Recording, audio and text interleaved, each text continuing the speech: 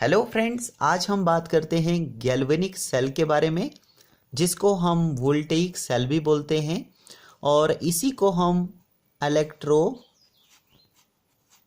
Chemical cell भी बोलते हैं। ठीक है, तो जैसे कि इसके नाम से ही पता लग रहा है इलेक्ट्रो केमिकल, यानी इसमें हम क्या करते हैं कि केमिकल की हेल्प से, केमिकल की मदद से हम इलेक्ट्रो यानी इलेक्ट्रिसिटी को प्रोड्यूस करते हैं, यानी कि जनरेट करते हैं। ठीक है, जनरेट करते हैं। तो फ्रेंड्स, सबसे पहले ल्यूइगी गैल्वेनी और एलेसेंड्रो वोल्टा ने सबसे पहले केमिकल की हेल्प से इलेक्ट्रिसिटी को प्रोड्यूस किया, यानी इलेक्ट्रो, ये ना देखो ना, इलेक्ट्रो केमिकल। तो सबसे पहले ये दो साइंटिस्ट हैं यहाँ पर, ल्यूइगी गैल्वेनी और एलेसेंड्रो वोल्टा ने सबसे पहले केमिकल की हेल्प से इलेक्ट्रिसिटी को प्रोड्यूस किया।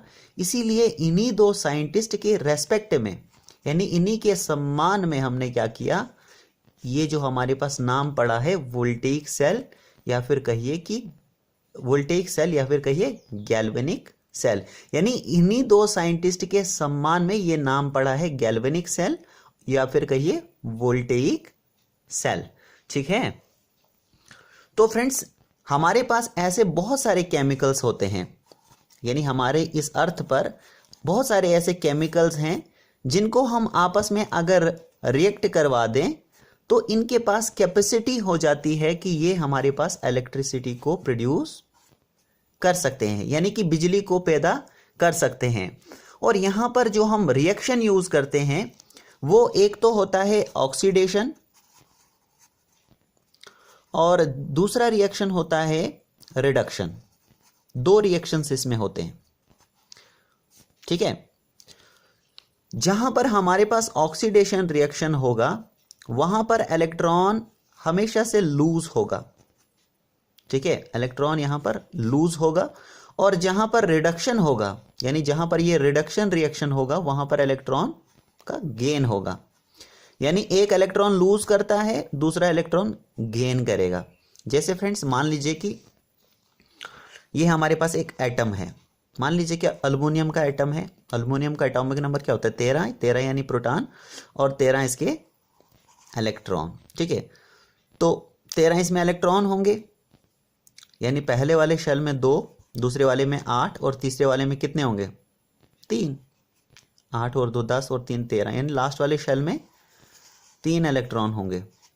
ठीक है ना, तो अगर इसमें से इलेक्ट्रॉन इस तरीके से, मान लीजिए कि इलेक्ट्रॉन यहां से लूज होता है। इलेक्ट्रॉन कैसे लूज होता है? तो एक्सटर्नल फोर्स की वजह से, या फिर एक्सटर्नली कोई एनर्जी आप दोगे तो उसकी वजह से ये अपने शेल से बाहर निकलता है। निकलता है कि नहीं निकलता है? तो कहने का मतलब है कि जहां पर भी इलेक्ट्रॉन लूज होगा वहां पर जो रिएक्शन हो रहा होगा उसको हम बोलते हैं ऑक्सीडेशन। यहां पर मैं आपको यह समझाने के लिए कह रहा हूं। तो जहां पर भी आपका इलेक्ट्रॉन लूज होगा वहां पर जो रिएक्शन हो रहा होगा उसको हम ऑक्सीडेशन बोलेंगे। और जहां पर इलेक्ट्रॉन, मान लीजिए यहां से एटम से इलेक्ट्रॉन निकला और दूसरा यहां पर सामने एटम होगा मान लीजिए, और वो इसको क्या करेगा? गेन करेगा।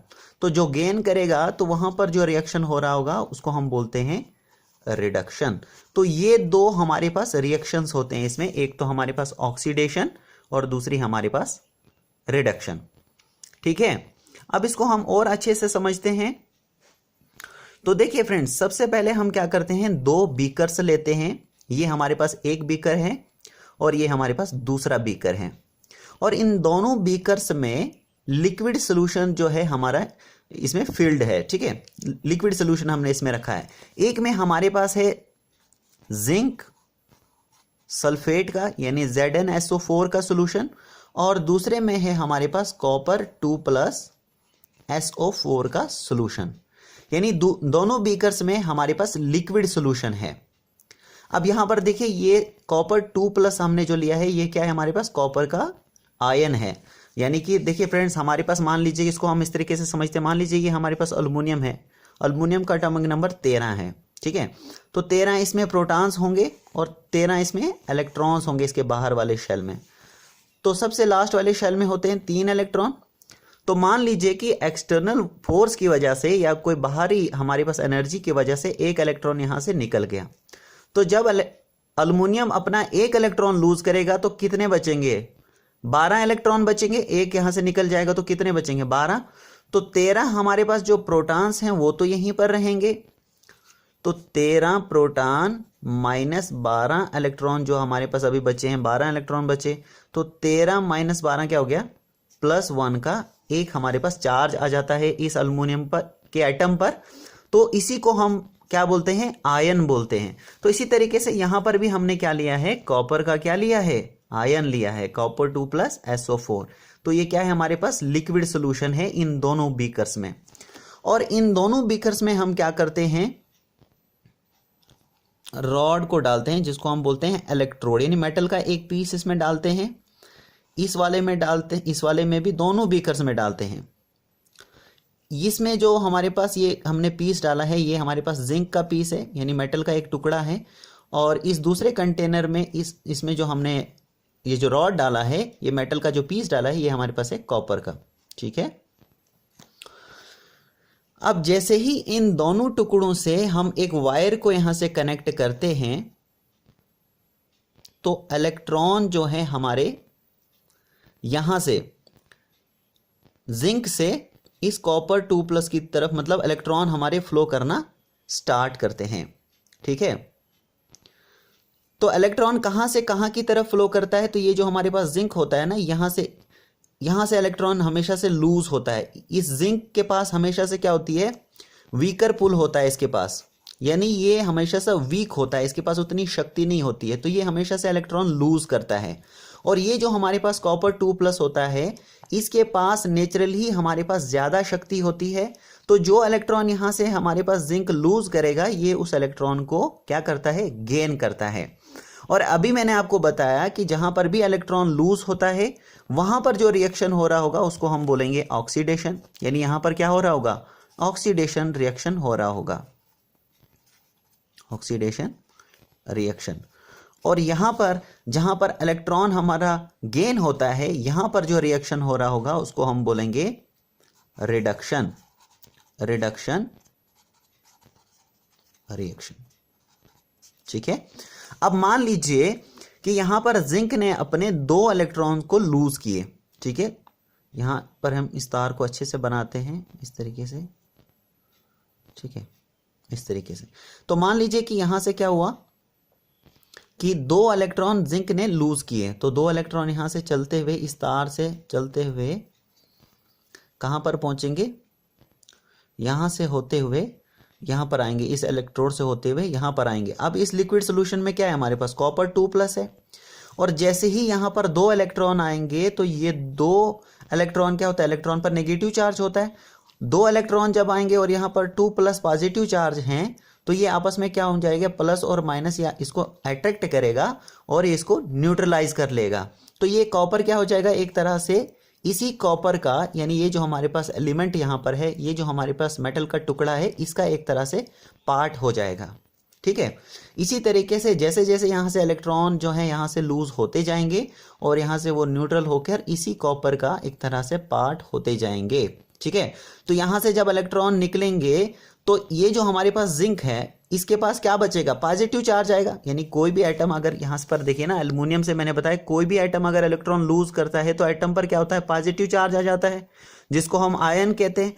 तो वही पॉजिटिव चार्ज किस पर आएगा? इस जिंक के पास आएगा। यानी यहां से 2 इलेक्ट्रॉन जब ये लूज करेगा तो इसके पास पॉजिटिव चार्ज आएगा, और वो 2 इलेक्ट्रॉन जब यहां पर जाएगा तो ये प्लस और ये माइनस इसको अट्रैक्ट करके न्यूट्रलाइज हो जाएंगे, और ये एक तरह से इसी का पार्ट हो जाएगा, इस कॉपर का पार्ट हो जाएगा। ठीक है।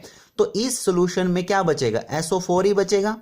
SO4 2 नेगेटिव होता है, SO4 2 नेगेटिव। तो इसमें क्या बचेगा?